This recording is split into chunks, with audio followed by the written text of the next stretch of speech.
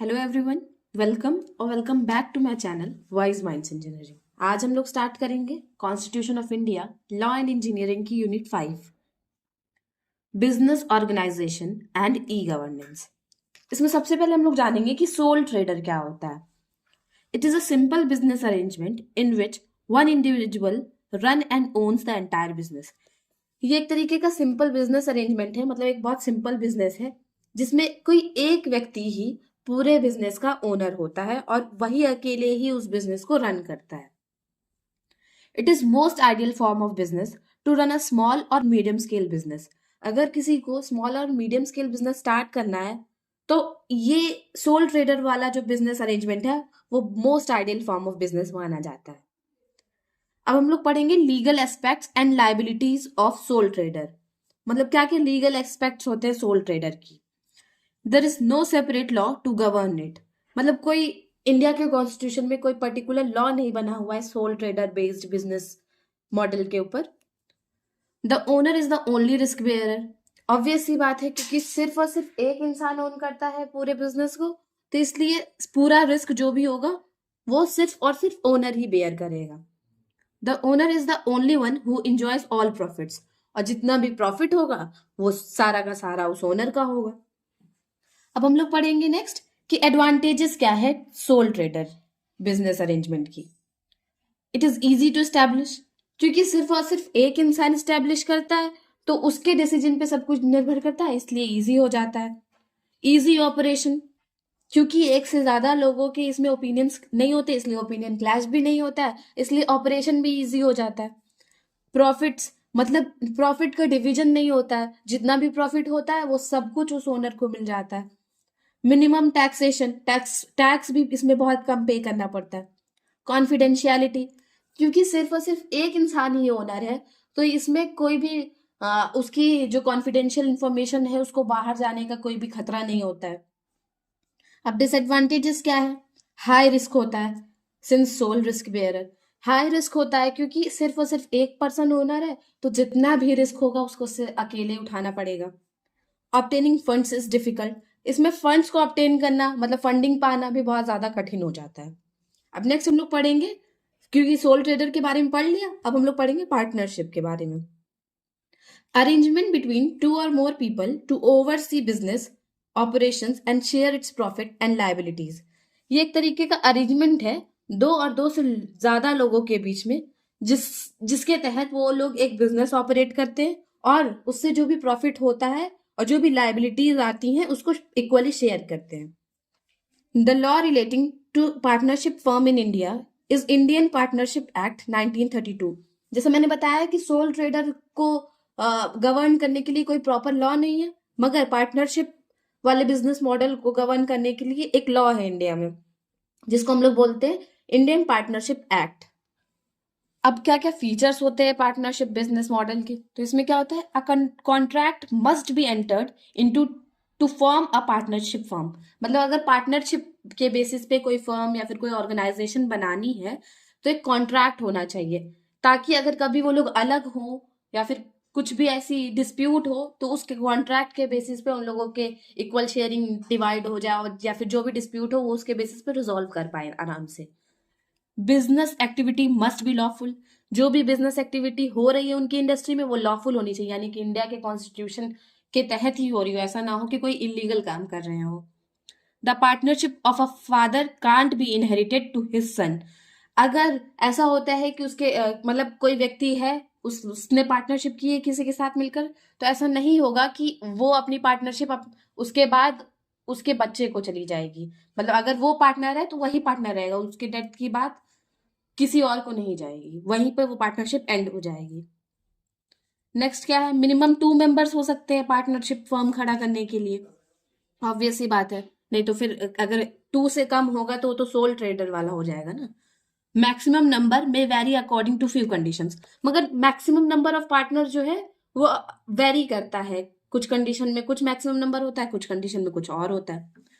अब types of partners क्या क्या होते हैं। सबसे पहला active partner takes active participation in daily activities. Active partner वो होता है जो कि डेली रोजमर्रा की जो एक्टिविटीज है उसमें एक्टिवली पार्टिसिपेट करे, मतलब हर काम को करने में हेल्प करे, अपने पार्टनर की, contributes to the capital and the shares business profit, क्योंकि वो कैपिटल में भी कंट्रीब्यूट करता है इक्वली, उसमें भी इन्वेस्ट करता है और फिर जो भी प्रॉफिट होता है उसको शेयर कर लेते हैं। अब नेक्स्ट है डोरमेंट पार्टनर, इसको हम लोग स्लीपिंग पार्टनर भी बोलते हैं। Does not participate in daily activities, जैसे नाम से ही समझ में आ रहा है कि स्लीपिंग पार्टनर है, मतलब वो डेली एक्टिविटीज में हेल्प नहीं करता है, उसमें बिल्कुल भी अपना पार्टिसिपेशन नहीं दिखाता है। Contributes to capital and shares profit, मगर कैपिटल प्रॉपरली देता है, मतलब इन्वेस्टमेंट करता है, फंडिंग प्रोवाइड करता है, तो क्योंकि कैपिटल दे रहा है तो उसी के अकॉर्डिंग उसको शेयर प्रॉफिट भी मिलता है, मतलब प्रॉफिट भी अपना वो लोग शेयर कर लेते हैं। Secret partner not represent the firm to outside agents और पार्टीज, इसमें क्या होता है कि वो पार्टनर तो होता है उस फर्म का, मगर किसी को बाहर बताते नहीं है ये लोग कि हाँ ये एक पार्टनर है इस फर्म के। इसमें मतलब आउटसाइड एजेंट्स को और आउटसाइड की जो पार्टीज होती हैं उन वहां पे उनके सामने अपनी फर्म को रिप्रेजेंट नहीं करता है वो इंसान। Other participation activities is same as all the other partners, बाकी जितनी भी पार्टिसिपेशन एक्टिविटीज होती है वो बाकी अदर पार्टनर्स की तरह ही होती है, मतलब कैपिटल में इन्वेस्टमेंट करता है, फिर जो भी प्रॉफिट होता है वो लोग शेयर करते हैं प्रॉपरली, जो भी रिस्क होता है उसको भी एक साथ बेयर करते हैं, बाकी सारी प्रॉपर्टी सेम है। नेक्स्ट है nominal partner, only a partner in name, ये मतलब सिर्फ नाम का पार्टनर होता है, कुछ काम नहीं करते हैं ये। Does not contribute to the capital, सबसे मेन जो काम होता है वो कैपिटल में ही इन्वेस्टमेंट नहीं करते, मतलब पैसा ही नहीं देते, फंडिंग ही नहीं करते। Hence no share in profits, क्योंकि कैपिटल ही नहीं दिया है तो प्रॉफिट में भी कोई शेयर नहीं, मतलब बस उनका नाम यूज करती है वो फर्म और कुछ नहीं।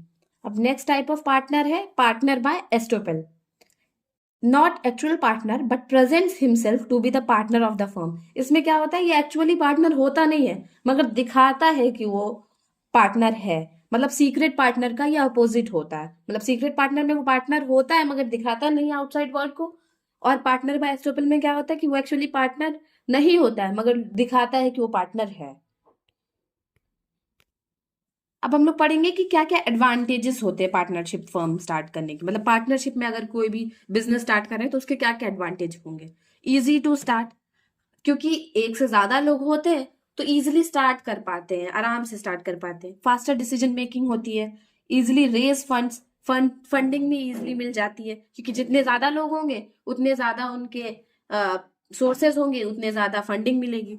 डिसएडवांटेजेस क्या होती है, अनलिमिटेड लाइबिलिटी होती है, लाइबिलिटी बहुत ज्यादा होती है। लैक ऑफ लीडरशिप, कभी कभी क्या होता है कि कॉन्फ्लिक्ट ऐसे हो जाते हैं कि कोई लीड करने के लिए तैयार नहीं होता, इसलिए लीडरशिप भी लैक होता है। अब्रप्ट डिसोल्यूशन, कभी कभी ऐसा हो जाता है कि जो डिसोल्यूशन मतलब जो शेयरिंग होती है वो प्रॉपरली नहीं हो पाती है। कंपनीज एक्ट 2013, इसमें क्या हुआ है, act it is a act of parliament of India on Indian company law, मतलब ये एक तरीके का इंडियन पार्लियामेंट का एक्ट है जो कि इंडियन कंपनी के लिए लॉज बनाया है, जिसमें मतलब सारे लॉज इसमें मेंशन है इंडियन कंपनी को चलाने के लिए, जो जो लॉ होंगे वो कंपनीज एक्ट में मेंशन है। offers a number of provisions for governing all the listed as well as unlisted organizations, इसमें बहुत ढेर सारे प्रोविजंस है जो कि गवर्न करने के लिए है हर तरीके के ऑर्गेनाइजेशंस को, चाहे वो लिस्टेड हो मतलब रजिस्टर्ड हो या फिर वो रजिस्टर्ड ना हो। मेन फीचर्स क्या है कंपनीज एक्ट का, provides democracy of share holders, मतलब इसमें शेयर होल्डर्स को डेमोक्रेसी प्रोवाइड करता है। सुप्रीमेसी ऑफ शेयर होल्डर्स, मतलब इसमें यह बताता है कि शेयर होल्डर्स का ही जो डिसीजन होगा वो फाइनल होगा, कंपनी के अगर वो कोई भी डिसीजन लेते हैं तो वो शेयर होल्डर का फाइनल डिसीजन होगा, कोई एक्सटर्नल एजेंसी या फिर कोई एक्सटर्नल अथॉरिटी उसमें इंटरफेयर नहीं कर सकती है। स्ट्रेंथनिंग विमेन कॉन्ट्रीब्यूशंस, विमेन के कॉन्ट्रीब्यूशन को भी स्ट्रेंथन करने के लिए कई सारे प्रोविजन है कंपनीज एक्ट में। क्रॉस बॉर्डर मर्जर्स, मतलब फॉरेन कंट्रीज के साथ जो भी मर्जर्स होते हैं उसको गवर्न करने के लिए भी बहुत सारे प्रोविजन है इसमें। Limit on maximum number of partners, मतलब इसमें यह भी लिखा हुआ है कि कितने मैक्सिमम नंबर ऑफ पार्टनर्स हो सकते हैं किसी फर्म के और किस कंडीशन में कितने हो सकते हैं। डिफाइंस ड्यूटीज ऑफ डायरेक्टर, यह भी बताता है कि किसी डायरेक्टर का बिजनेस में क्या ड्यूटीज होने चाहिए। अब दो टॉपिक्स हैं, मेमोरेंडम ऑफ एसोसिएशन और आर्टिकल ऑफ एसोसिएशन, इन दोनों को हम लोग साथ में पढ़ लेंगे, इससे जिससे कि अगर कोई एक आता है तो उसको भी लिख सकते हैं और अगर इन दोनों के बीच में डिफरेंस आता है तो उसको भी हम लोग लिख सकते हैं, तो फिर ऐसे जल्दी भी हो जाएगा। तो मेमोरेंडम ऑफ एसोसिएशन में क्या होता है? It contains fundamental conditions upon which the company is incorporated. मतलब फंडामेंटल क्या प्रिंसिपल्स हैं उस कंपनी को बनाने के, वो उसमें लिखे होते हैं। मेमोरेंडम में फंडामेंटल कंडीशंस लिखी होती है किसी भी कंपनी की। और आर्टिकल ऑफ एसोसिएशन, जिसको एओए भी बोलते हैं, उसमें क्या आता है? Contains provisions for internal regulation of the company. मतलब इंटरनली काम कैसे होगा, किसी कंपनी के अंदर कैसे काम होगा, वो सारे प्रोविजंस लिखे होते हैं। मतलब इस आर्टिकल में उनके इंटरनल अफेयर्स कैसे मैनेज होंगे, ये सारी चीजें लिखी होती हैं। Meant for the benefit and clarity of the public and share holders. Memorandum बना होता है पब्लिक की क्लैरिटी के लिए और पब्लिक और शेयर होल्डर्स की बेनिफिट के लिए। और ये आर्टिकल जो है, regulate the relationship between the company and its members and among the members themselves. जो आर्टिकल है, क्योंकि उसमें कुछ रूल्स लिखे हुए हैं कि कैसे कंपनी एक्ट करेगी, कैसे एम्प्लॉयज को एक्ट करना चाहिए, तो ये एक तरीके से कंपनी और मेंबर्स के बीच में रिलेशंस अच्छा बनाता है, और जो मेंबर्स होते हैं उनके खुद के भी बीच में अच्छे रिलेशंस बनाने के लिए हेल्प करता है इसमें। और मेमोरेंडम में क्या होता है कि ये पब्लिक और शेयर होल्डर के बेनिफिट के लिए बनाया जाता है। और आर्टिकल में क्या होता है, जो कंपनी के अंदर जो कुछ हो रहा है उसको रेगुलेट करने के लिए वो बनाया जाता है। यही एक मेन डिफरेंस है इन दोनों में। Lays down the area beyond which the companies conduct can not go. ये एक तरीके से एक लिमिट सेट करता है, एक बाउंड्री सेट करता है कि हाँ, इस एरिया के बाहर कंपनी कोई भी किसी तरीके का अपना काम नहीं कर सकती है। और आर्टिकल में क्या होता है, स्टैब्लिश द रेगुलेशंस और rules for with in that area. मतलब जितने भी एरिया में वो लोग काम कर रहे हैं उसके अंदर कैसे काम करेंगे, वो रूल्स बनाए जाते हैं आर्टिकल ऑफ एसोसिएशन में। और लास्ट पॉइंट है, can only B change under specific condition. Memorandum को चेंज करने का जो भी प्रोसेस होता है वो बहुत ज्यादा कठिन होता है, उसको सिर्फ और सिर्फ स्पेसिफिक कंडीशंस में ही चेंज किया जा सकता है। और अगर आर्टिकल ऑफ एसोसिएशन को चेंज करना है तो वो इजीली चेंज हो जाता है, उसमें कोई उतनी दिक्कत नहीं होती, क्योंकि वो कंपनी का है, कंपनी कैसे चलानी चाहिए वो कंपनी डिसाइड करेगी। और मेमोरेंडम क्या होता है, वो क्योंकि पब्लिक और शेयर होल्डर से भी रिलेटेड होता है, इसलिए इसको चेंज करना कठिन होता है। अब हमारा नेक्स्ट टॉपिक है प्रॉस्पेक्टस। ये क्या होता है? Any document inviting offers from the public for the subscription of shares is called prospectus. Prospectus एक तरीके का डॉक्यूमेंट है जो कि इनवाइट करता है पब्लिक को उनके शेयर्स को सब्सक्राइब करने के लिए। A document is not prospectus until it is an invitation to the public. मतलब कोई भी डॉक्यूमेंट प्रॉस्पेक्टस नहीं कहला सकता जब तक वो पब्लिक को इनवाइट ना कर रहा हो शेयर्स को सब्सक्राइब करने के लिए। मतलब शेयर्स को खरीदने के लिए पब्लिक को इनविटेशन ना दे रहा हो, तब तक वो प्रॉस्पेक्टस नहीं कहला सकता। It should be in writing, मतलब रिटन फॉर्म में होना चाहिए। नेक्स्ट अब हम लोग पढ़ेंगे शेयर्स के बारे में। Share is a measure of the interest in companies assets held by share holder. मतलब शेयर एक तरीके से ये बताता है कि कोई भी जो शेयर होल्डर है वो कितना इंटरेस्ट दिखा रहा है कंपनी के एसेट में, मतलब कितना इंटरेस्ट दिखा रहा है कंपनी में। मतलब जितना ज्यादा शेयर, यानी कि शेयर होल्डर का उतना ज्यादा इंटरेस्ट है कंपनी के एसेट में। Share of any member in a company are movable properties. मतलब जो शेयर होता है किसी भी कंपनी में किसी भी मेंबर का, वो मूवेबल प्रॉपर्टी है, क्योंकि वो किसी को भी बेच सकता है। नेक्स्ट, अगर उसने बेच दिया तो शेयर मूव कर गया वहां से। अब section 45 of act mandates the numbering of every share. Section 45 में ये लिखा हुआ है कि हर शेयर की नंबरिंग होनी चाहिए, कोई भी शेयर अननंबर्ड नहीं रहना चाहिए। अब हमारा नेक्स्ट टॉपिक है डायरेक्टर और बोर्ड ऑफ डायरेक्टर्स। तो ये क्या होता है? Director is a person appointed to manage a company's business and affair. मतलब डायरेक्टर वो इंसान होता है जो कि अपॉइंट किया जाता है कंपनी के बिजनेस और उसके कंपनी के अफेयर्स को मैनेज करने के लिए। The executive authority controlling the management and affairs of a company, forming the team of directors of the company, collectively known as its boards of directors। मतलब अगर हम लोग एक टीम बना ले ढेर सारे डायरेक्टर्स की किसी कंपनी के लिए, उस कंपनी को कंट्रोल करने के लिए, मैनेज करने के लिए, सारे अफेयर्स को, उसके बिजनेस को मैनेज करने के लिए, तो उसको हम लोग बोर्ड ऑफ डायरेक्टर्स बोलते हैं। मतलब अगर एक सिंगल इंसान है तो उसको डायरेक्टर बोलेंगे, और अगर कई सारे डायरेक्टर्स हैं तो उनको बोर्ड ऑफ डायरेक्टर्स बोलेंगे हम लोग। Board of directors is responsible to act in best interest of the company. मतलब डायरेक्टर हो या फिर बोर्ड ऑफ डायरेक्टर्स हो, दोनों ही रिस्पॉन्सिबल होते कंपनी के लिए बेस्ट इंटरेस्ट के लिए काम करने के लिए, मतलब कि कंपनी का ज्यादा अच्छा से अच्छा हो, कुछ ऐसा काम करे जिससे कंपनी की प्रॉपर ग्रोथ हो। A company can appoint maximum 15 directors, मतलब मैक्सिमम 15 डायरेक्टर्स अपॉइंट हो सकते हैं किसी भी कंपनी में। More than 15 directors are appointed by passing a special resolution in general meeting. अगर हमको 15 डायरेक्टर्स से ज्यादा डायरेक्टर्स की टीम बनानी है तो एक स्पेशल रिजोल्यूशन पास करना पड़ता है मीटिंग में, जनरल मीटिंग में।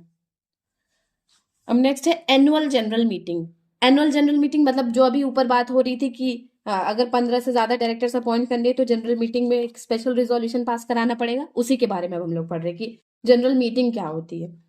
Meeting which is held annually by the companies, जो मीटिंग एनुअली मतलब पर ईयर, हर साल हेल्ड होती है कंपनी के द्वारा, उसको हम लोग general meeting, annual general meeting बोलते हैं। It is important for every type of company whether it is a private और अ पब्लिक कंपनी। ये हर तरीके की कंपनी के लिए इंपॉर्टेंट है, फिर चाहे वो प्राइवेट कंपनी हो या फिर कोई पब्लिक कंपनी हो। There should not be a gap of 15 months between two annual general meetings, मतलब दो एनुअल जनरल मीटिंग्स के बीच में मैक्सिमम 15 महीनों का ही डिफरेंस हो सकता है, मतलब 15 महीनों से ज्यादा गैप नहीं होना चाहिए, उसके अंतर्गत ही हम लोगों को एक दूसरी जनरल मीटिंग रख लेनी चाहिए। An exception is given when a company is incorporated, मगर अगर कंपनी इनकॉर्पोरेट हो रही हो, मतलब वो कॉर्पोरेशन फॉर्म कर रही हो, तो उस केस में एक्सेप्शन आ जाता है। After incorporation with 18 months, with in 18 months, incorporation के बाद 18 महीनों के अंदर अंदर कर लेना चाहिए। अब नेक्स्ट टॉपिक है minutes of general meeting. Minutes क्या होता है, मतलब अगर जनरल मीटिंग आता है तो उसमें आप ये भी लिखकर अपना आंसर बढ़ा सकते हैं। तो मिनट्स क्या होती है जनरल मीटिंग की? Fair and correct summary of the proceedings, मतलब जो भी जनरल मीटिंग में जो भी प्रोसीडिंग हुई है, जो भी बातें हुई है, जो भी डिसीजंस लिए गए हैं, उसका फेयर और करेक्ट समरी को, मतलब सही तरीके से उसकी समरी बनाने को मिनट्स ऑफ जनरल मीटिंग बोलते हैं। Minutes shall be use as evidence of proceedings, बाद में कभी फ्यूचर में मिनट्स को as the evidence of proceedings भी हम लोग यूज कर सकते हैं कि हाँ उस मीटिंग में ये बातें हुई थी, ये चीजें डिसाइड हुई थी। If a person is found guilty of tampering with the minutes of proceedings of meeting, he or she shall be punishable. मतलब अगर कोई इंसान टैम्पर कर रहा है, मतलब चेंज कर रहा है कुछ, मतलब इलीगल एक्टिविटी कर रहा है चेंज करके मिनट्स ऑफ जनरल मीटिंग में, तो वो अगर वो गिल्टी पाया जाता है तो उसको पनिश किया जाएगा। अब हमारा नेक्स्ट टॉपिक है ऑडिटर। डायरेक्टर के बाद ऑडिटर भी एक पोस्ट होती है, उसके बारे में हम लोग पढ़ेंगे। Someone who is responsible for evaluating the validity and reliability of a company और ऑर्गेनाइजेशन फाइनेंशियल स्टेटमेंट, मतलब वो व्यक्ति जो कि रिस्पॉन्सिबल होता है कंपनी या फिर ऑर्गेनाइजेशन की फाइनेंशियल स्टेटमेंट की वैलिडिटी को इवेल्युएट करने के लिए, कि कितनी वैलिडिटी है उसके फाइनेंशियल स्टेटमेंट की, फाइनेंशियल पोजीशन क्या चल रही है, क्या रिलायबिलिटीज, मतलब क्या ये कंपनी कितनी रिलायबल है, ये सब जो भी इवेल्युएट करता है, कैलकुलेट करता है, उसको हम लोग ऑडिटर बोलते हैं। The purpose of auditor is to protect the interest of the share holders, इसका भी वही पर्पस है कि जो भी शेयर होल्डर्स हैं उनको प्रॉपर प्रॉफिट मिले, ऐसा ना हो कि उनका शेयर खरीदना वेस्ट हो जाए। Auditor gives his independent opinion to the owners of the company to protect and keep the company in a safe financial condition. Auditor की जो भी ओपिनियन होते हैं वो इंडिपेंडेंट होते हैं, वो कंपनी को अपना इंडिपेंडेंट पॉइंट ऑफ व्यू बताता है कंपनी के ओनर को, किस लिए? ताकि वो कंपनी के फाइनेंशियल कंडीशन को प्रोटेक्ट कर सके। टाइप्स ऑफ ऑडिटर, दो तरीके के ऑडिटर होते हैं मेनली, एक्सटर्नल ऑडिटर और इंटरनल ऑडिटर। एक्सटर्नल ऑडिटर में कौन होता है? Independent accounting firms hired by companies. इसमें कंपनी क्या करती है, एक मतलब एक थर्ड पार्टी को हायर करती है, एक इंडिपेंडेंट फर्म को हायर करती है जो कि इनके अकाउंट्स को देखता है और इवेल्युएट करता है कि क्या फाइनेंशियल स्टेटमेंट है, क्या वैलिडिटी है, इनके फाइनेंशियल पोजीशन कैसी चल रही है। और नेक्स्ट इंटरनल ऑडिटर कौन होता है? Are those who are employed by the company, मतलब इंटरनल ऑडिटर में कोई एक इंसान जो कि पहले से ही कंपनी में काम कर रहा है किसी और पोजीशन पे, उसको इंटरनल ऑडिटर बोलते हैं। Not independent of the company, ये कंपनी से इंडिपेंडेंट नहीं होता है। अब नेक्स्ट एक छोटा सा टॉपिक है वाइंडिंग अप, इसको लिक्विडेशन भी बोलते हैं। The condition when the life of the company is brought to an end, मतलब ये उस कंडीशन को बोलते हैं जब कोई कंपनी बंद होने वाली या फिर उसके जो ओनर्स है उस कंपनी को बंद करने वाले हैं, इसको वाइंडिंग अप या फिर लिक्विडेशन बोलते हैं। अब नेक्स्ट है हमारा topic e governance. E governance हम लोगों ने यूनिट 4 में बहुत अच्छे से बहुत डिटेल से पढ़ा है। आप लोग उसको वहां पे एक बार यूनिट 4 को देख लीजिएगा, आपको अच्छे से समझ में आ जाएगा। इसमें भी मैं समझा दे रही हूँ जितना इस यूनिट में दिया हुआ है। Government functioning with the application of information and communication technology. इसमें क्या होता है, गवर्नमेंट के काम जो है वो इंफॉर्मेशन एंड कम्युनिकेशन टेक्नोलॉजी का यूज करके हो रहा है। मतलब जैसे पहले ऑफलाइन सारे काम होते थे, सब कुछ मतलब वहां पे ऑफलाइन फिजिकली विजिट करके किसी भी ऑफिस में फिजिकली रिपोर्ट करके जाके हम लोगों को अपने काम कराने पड़ते थे गवर्नमेंट से रिलेटेड। अब क्या होता है, ये ऑनलाइन मतलब इंटरनेट पे ही ये सारा काम हो जाता है। A move towards smart governance. E governance का जो स्टेप है वो एक तरीके से स्मार्ट गवर्नेंस की तरफ बढ़ने का एक स्टेप है। इसके कुछ टाइप है ई गवर्नेंस के। सबसे पहला G2C, जिसका मतलब है गवर्नमेंट टू सिटीजन्स। इसमें क्या होता है, accessibility and availability of government services to all citizens. इस तरीके के ई गवर्नेंस में गवर्नमेंट ये इंश्योर करती है कि सारी सर्विसेज सारे सिटीजन्स को प्रॉपरली मिल रही हो। मेकिंग गवर्नेंस सिटीजन फ्रेंडली, ये एक तरीके से गवर्नेंस यानी कि जो भी गवर्नमेंट की एक्टिविटीज है उसको सिटीजन फ्रेंडली बनाना, सिटीजन्स के लिए इजी बनाना यूज करने के लिए। ई गवर्नेंस का नेक्स्ट टाइप आता है G2B। इसका मतलब है गवर्नमेंट टू बिजनेस। इसमें क्या होता है, enables business community to interact with the government.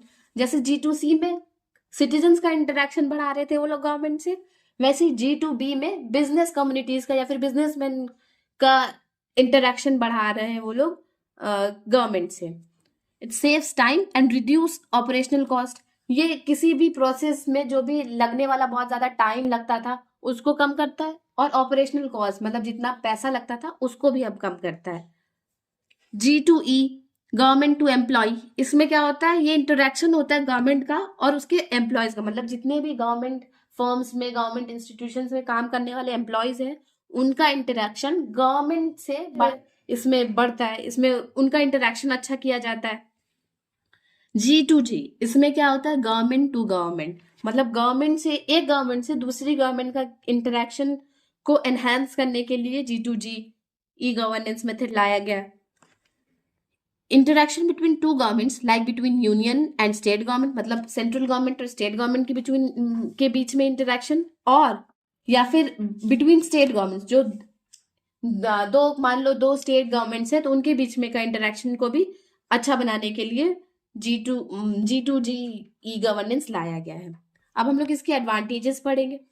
सबसे पहला इंक्रीज्ड एफिशिएंसी। ये सब कुछ मैं पढ़ा चुकी हूँ यूनिट 4 में, मगर एक बार और यहाँ पे पढ़ा दे रही हूँ आप लोगों को। इट इंक्रीजेस एफिशिएंसी, क्योंकि हमारा टाइम कम लग रहा है, कॉस्ट कम लग रही है, तो ऑब्वियसली एफिशिएंसी बढ़ रही है। इम्प्रूव्ड गवर्नमेंट इंटरेक्शंस, गवर्नमेंट के साथ सिटीजन्स का, बिजनेस कम्युनिटीज का, एम्प्लॉयज का, दूसरी गवर्नमेंट्स का भी इंटरेक्शन अच्छा हो रहा है। Citizen empowerment through access to information, citizens को एक तरीके से एम्पावरमेंट मिल रही है क्योंकि उनको अब इजीली किसी भी इंफॉर्मेशन को एक्सेस हो जाता है। लेस करप्शन, क्योंकि सब कुछ ऑनलाइन हो रहा है तो जो अंडर द टेबल वर्क होता था वो अब कम हो जाएगा, भ्रष्टाचार जिसकी वजह से अब कम हो जाता है। इंक्रीज ट्रांसपेरेंसी, क्योंकि सब कुछ सारी इंफॉर्मेशन ऑनलाइन अवेलेबल है तो इसलिए ट्रांसपेरेंसी भी बढ़ रही है। Cost reduction, reduces paper work, क्योंकि सब कुछ अब डिजिटल इंटरनेट पे हो रहा है तो इसलिए डिजिटली हो रहा है, इसका मतलब कि पेपर वर्क भी अब कम हो रहा है। Improved relation between authorities and citizens, जो भी अथॉरिटी होल्डर्स हैं उनके बीच में और सिटीजन्स के बीच में रिलेशन भी अच्छे हो रहे हैं। तो अब एक टॉपिक है role of engineers in e governance, मतलब ई गवर्नेंस में इंजीनियर्स का क्या रोल है। तो इंजीनियर्स क्या करते हैं, make governance better through knowledge of computer and cyber laws, क्योंकि e governance properly computer based और इंटरनेट बेस्ड है तो इसलिए कंप्यूटर के नॉलेज वाले और साइबर लॉज के नॉलेज वाले जितने भी इंजीनियर्स हैं वो गवर्नेंस को बेटर करते हैं, अच्छा बनाते हैं। Understanding e governance requirement and develop reports, engineers क्या करते हैं, ई गवर्नेंस की क्या क्या रिक्वायरमेंट है, मतलब क्या क्या करने से ई गवर्नेंस अच्छा हो जाएगा, एफिशिएंट हो जाएगा, ये सारा पहचानते हैं, जानने की कोशिश करते हैं और उस पर एक रिपोर्ट डेवलप करते हैं। Identify and rectify loop holes, और फिर जो भी रिपोर्ट में जो भी पता चलता है कि हाँ यहाँ कोई चेंजेस करके इसको और बेटर किया जा सकता है, तो उसको आइडेंटिफाई करते हैं और करेक्ट करने की कोशिश करते हैं। रेक्टिफाई करने का मतलब होता है करेक्ट करना, उसको सही करना।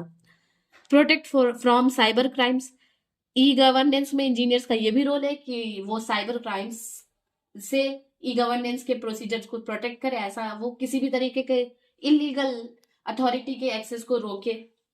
So this is all about unit 5। I hope you like the video. यहीं पे हमारी constitution of India law and engineering की सीरीज खत्म होती है। आप एक दो बार सारी वीडियोस को देख लीजिएगा, आपको आइडिया लग जाएगा कि हाँ किस आंसर में क्या लिखना है। आपको सारे मैंने इंपॉर्टेंट पॉइंट समझा दिए अच्छे से, उसी से आपके सारे आंसर बन जाएंगे।